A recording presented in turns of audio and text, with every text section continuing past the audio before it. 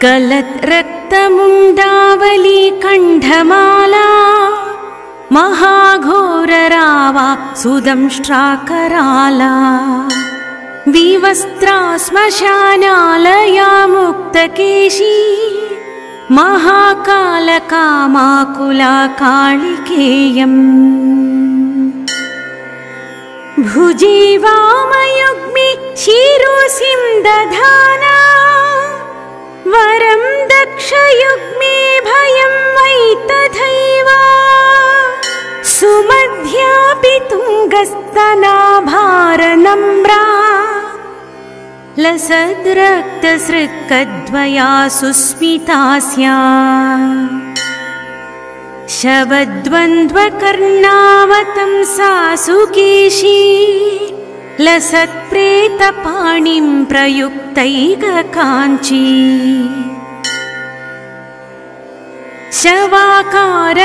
शवाकारमञ्चाधिरूढा शिवाभिश्चतुर्दिक्षु शब्दाय मानाभिरेजे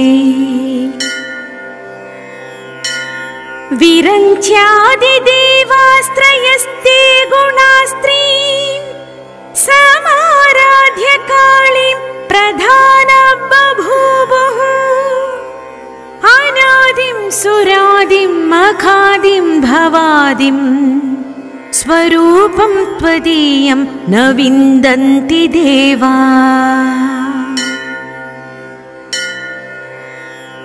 जगन्मोहनीयं तु वाग्वादिनीयं सुहृत्पोषिणी शत्रुसंहारणीयम् वचस्तम्भनीयं किमुच्चाटनीयं स्वरूपं त्वदीयं न विन्दन्ति देवाः इयं स्वर्गदात्री पुनः कल्पवल्ली मनोजांस्तु कामान् यथार्थं प्रकुर्यात् तथा ते कृतार्था भवन्तीति नित्यम् स्वरूपं त्वदीयं न विन्दन्ति देवा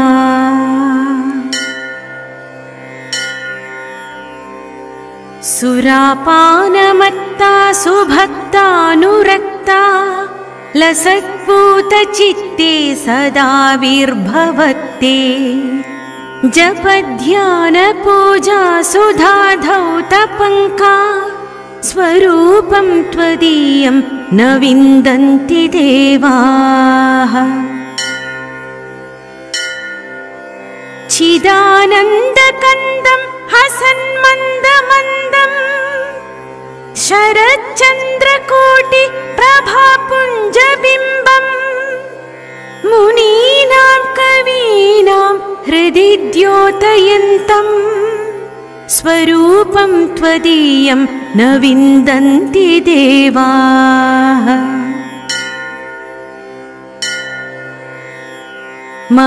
महामेघकाली सुरक्तापि शुभ्रा कदाचिद्विचित्रा कृतिर्योगमाया न बाला न वृद्धा न कामातुरापि स्वरूपं त्वदीयं न विन्दन्ति देवाः क्षमस्वापराधं महागुप्तभावम् मया लोकमध्ये प्रकाशीकृतं यत् तव ध्यानपूतेन चापल्यभावात् स्वरूपं त्वदीयं न विन्दन्ति देवाः यति ध्यानयुक्तं पठेद्यो मनुष्यस्तदा सर्वलोके विशालो भवेच्च गृहे चाष्टसिद्धिर्मृते चापि मुक्तिः स्वरूपं त्वदीयं न विन्दन्ति देवाः इति श्रीमच्छङ्कराचार्यविरचितं श्रीकालिकाष्टकं सम्पूर्णम्।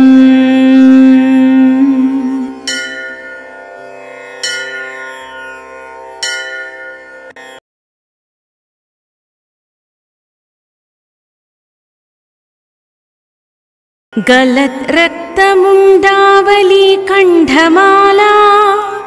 महाघोररावा सुदंष्ट्राकराला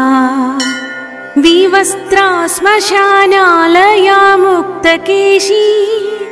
महाकालकामाकुला कालिकेयम् भुजे वामयुग्मे शिरोसिं दधाना वरं दक्षयुग्मे भयं वै तथैव सुमध्यापि तुङ्गस्तनाभारनम्रा लसद्रक्तसृक्कद्वया सुस्मिता स्यात् शवद्वन्द्वकर्णावतंसा सुकेशी लसत्प्रेतपाणिं प्रयुक्तैककाञ्ची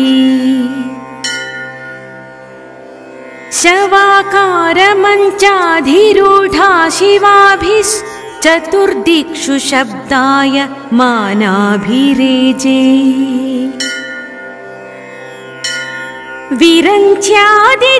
विरञ्च्यादिदेवास्त्रयस्ते गुणास्त्री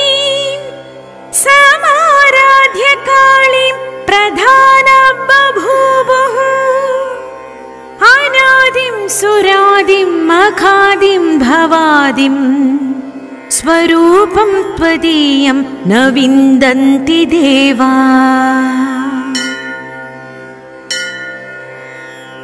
जगन्मोहनीयं तु वाग्वादिनीयं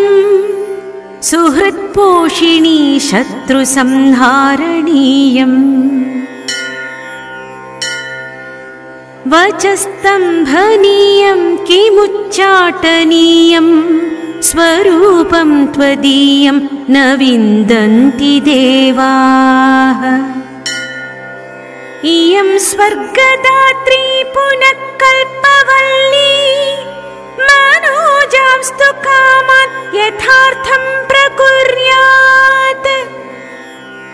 तथा ते कृतार्था भवन्तीति नित्यम्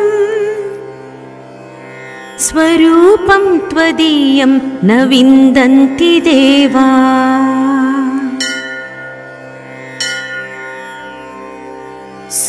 सुरापानमत्ता सुभक्तानुरक्ता लसत्पूतचित्ते सदा विर्भवत्ते जपध्यानपूजा सुधाधौतपङ्का स्वरूपं त्वदीयं न विन्दन्ति देवाः चिदानन्दकन्दं हसन्मन्दमन्दं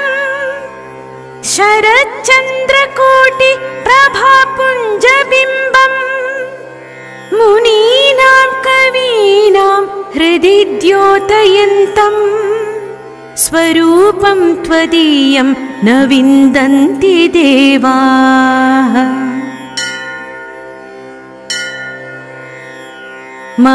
महामेघकाली सुरक्तापि शुभ्रा कदाचिद्विचित्रा कृतिर्योगमाया न बाला न वृद्धा न कामातुरापि स्वरूपं त्वदीयं न विन्दन्ति देवाः क्षमस्वापराधं महागुप्तभावम् मया लोकमध्ये प्रकाशीकृतं यत् तव ध्यानपूतेन चापल्यभावात् स्वरूपं त्वदीयं न विन्दन्ति देवाः यति ध्यानयुक्तं पठेद्यो मनुष्यस्तदा सर्वलोके विशालो भवेच्च गृहे चाष्टसिद्धिर्मृते चापि मुक्तिः स्वरूपं त्वदीयं न विन्दन्ति देवाः इति श्रीमच्छङ्कराचार्यविरचितं श्रीकालिकाष्टकं सम्पूर्णम्।